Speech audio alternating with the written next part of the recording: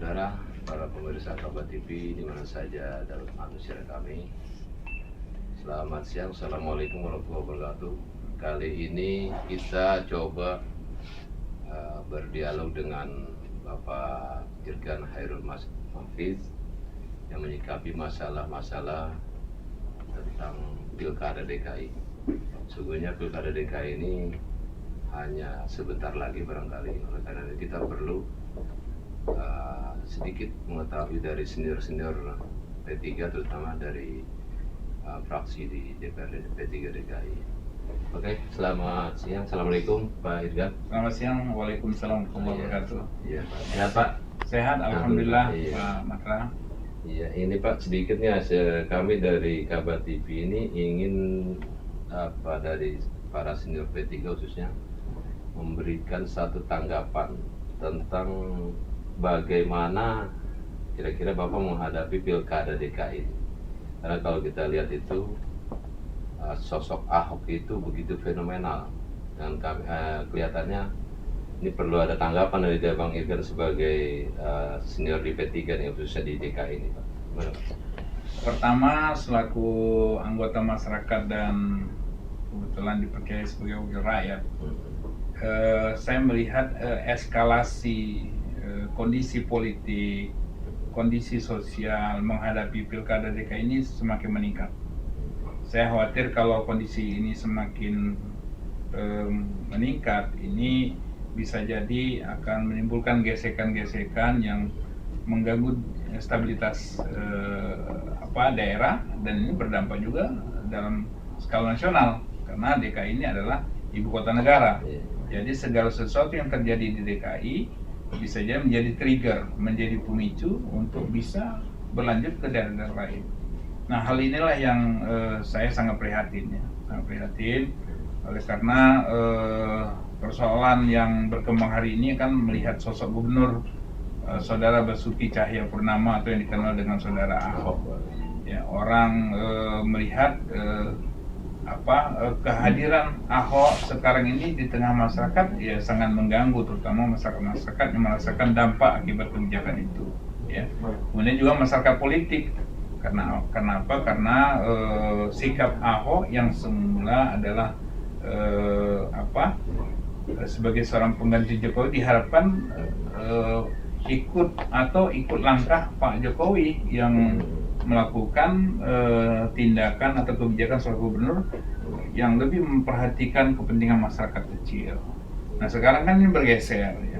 Sesungguhnya memang kita butuhkan pemimpin DKI itu adalah pemimpin yang tegas, pemimpin yang betul-betul melakukan proses pembangunan yang eskalatif, ya, melakukan penanganan persoalan misalnya lalu lintas ini bagaimana bisa selesai, banjir tertangani, ya, kemudian juga kemacetan, kemudian juga hal-hal lain lah yang memang menunjukkan bahwa DKI ini pantas menjadi kota kosmopolitan, menjadi contoh, menjadi miniaturnya Indonesia.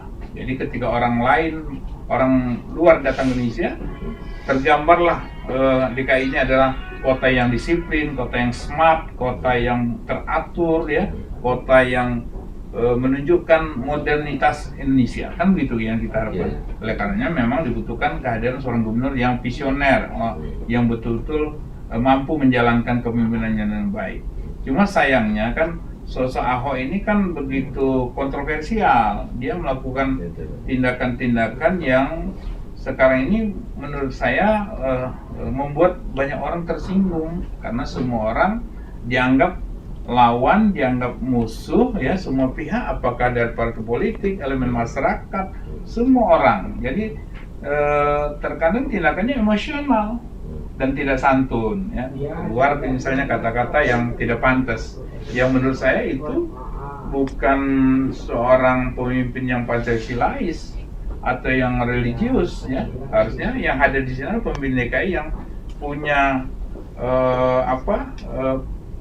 omongan yang santun, omongan yang lebih berwibawa, yang betul-betul Pancasilais, yang bisa merangkul semua masyarakat.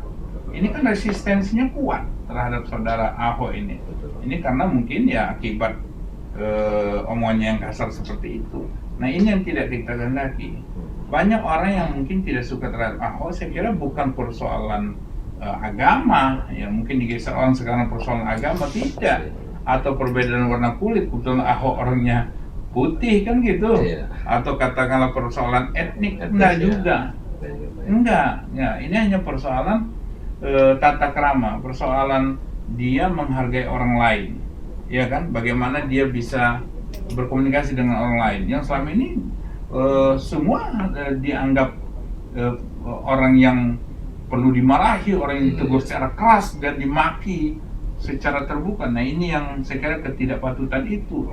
Padahal kalau pemimpinnya berwibawa, pemimpinnya omongnya baik, santun, itu bisa berterima kok, walaupun agamanya berbeda, walaupun warna kulitnya berbeda, walaupun katakanlah etnis Tionghoa, di mana-mana bisa terima. Seperti saudara Christian Sanjaya di Kalimantan Barat kan etnik Cina, kenapa dia bisa jadi gubernur? Jadi gubernur, ya kan? No problem, nggak ada masalah. Jadi kita lihat seperti itu yang kita prihatin, karena ini menyebabkan orang semakin tidak suka. Padahal ya kita ingin negara ini stabil kan. Daerah DKI ini kan menjadi barometer bagi daerah-daerah lain. Iya, ini tapi begini Pak, ada sementara kalangan masyarakat itu beranggapan, wah DKI ini gubernur memang harus begini, harus tegas lah, apalah segala macam. Iya, gimana Pak? Saya kira wajar kan, udah seperti yang saya katakan, memang kriteria pemimpinan DKI ini harus tegas, harus berani, harus independen, tidak ditumpangi oleh kepentingan-kepentingan lain ya, kecuali kepentingan terhadap bagaimana perbaikan dan meningkatkan kesejahteraan masyarakat. Itu kita sepakat. Cuma lagi pola komunikasi yang dibangun si Ahok, saudara Ahok ini yang saya kira kurang pas. Saya juga awal-awalnya pendukung berat Ahok juga, tapi lambat laun bergeser, ini menjadi antipati. Karena apa? Karena komunikasi yang dia bangun ini komunikasi yang sangat jelek, ya. Ini yang perlu diperbaiki. Misalnya saja, ketika dia melakukan penggusuran, dia bergusur begitu aja. Apakah di Kampung Pulo, apakah di Kampung Jodoh, ya, apakah Kalijodo, atau di luar Batang, Kampung Akuarium sekarang ini. Akibatnya apa? Memang dia kasih misalnya orang ke rusun, tapi kan hanya segelintir orang saja. Itu pun sewa. Padahal mereka berkehidupan di situ kan berpuluh tahun, sudah punya relasi sosial yang sangat kuat, yang itu sudah terbentuk sendiri itu komunitasnya. Tapi begitu saja diselesaikan. Ini yang tidak sehat. Harusnya kan penuh empati, diberi waktu, kemudian diajak dialog, kemudian ditempatkan pada tempat yang manusiawi lah, pendekatannya manusiawi, ya kan? Rusunnya misalnya tidak perlu lagi sewa kalau ada yang sekian tahun. Kalaupun misalnya ada penduduk luar Jakarta, tapi dia memang bermukim berdasarkan catatan camat, lurah, dia sudah cukup puluhan tahun di sini, mboknya dihargai. Karena kan dia kehilangan akar komunitasnya, ya nggak? Dia misah. Ini yang sangat tidak baik. Sehingga sekarang ini ada manusia perahu, orang tinggal di perahu-perahu. Ada manusia puing, tinggal di puing-puing. Ada manusia numpang-numpang, nomaden, tidur di masjid, di musola segala macam. Ini saya kira hal yang sangat kurang pas ya dari seorang Basuki Cahayapurnama menyelesaikan persoalan. Apalagi yang digusur. Kalau digusur dia melakukan Islam lagi ya Pak. Itu lain persoalan ya. Apalagi itu ya, artinya kita kan terganggu, bisa jadi itu jadi pemicu seolah-olah Ahok tidak suka orang Islam kan gitu. Padahal mungkin dia lakukan dengan tindakan yang tidak tepat.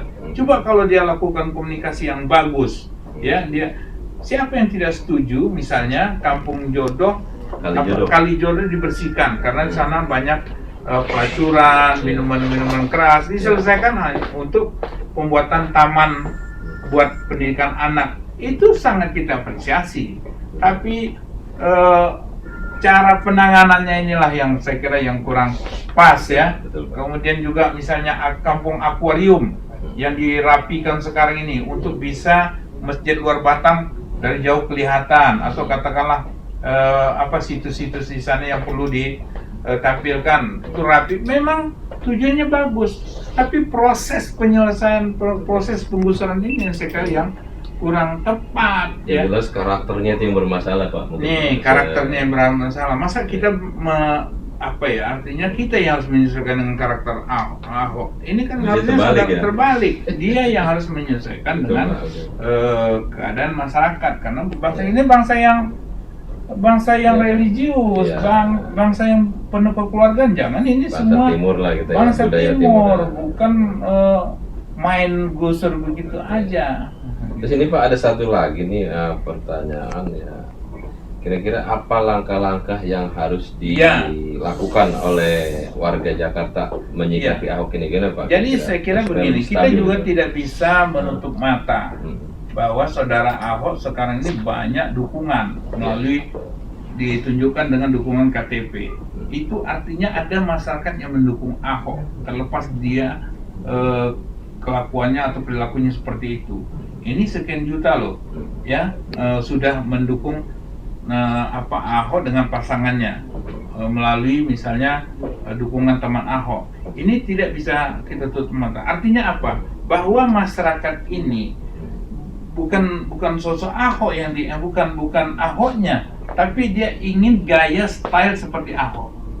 Ya, memang di DKI dibutuhkan seperti itu untuk bisa menjadikan DKI artinya DKI yang betul-betul maju, berkembang ya, kota yang berwibawa, kota yang disiplin ya, yang teratur, bebas banjir segala macam ya, sampah tidak menumpukan, itu yang diinginkan oleh DKI. Yang jujur, yang tidak korupsi, yang transparan, pengelolaan anggarannya, yang hemat, kan itu yang diinginkan. Oleh karenanya maka kita juga kalau memang tidak suka perilaku Ahok, kita harus hadirkan tokoh yang memang hampir identik dengan Ahok, tapi ditambah dengan kesantunannya.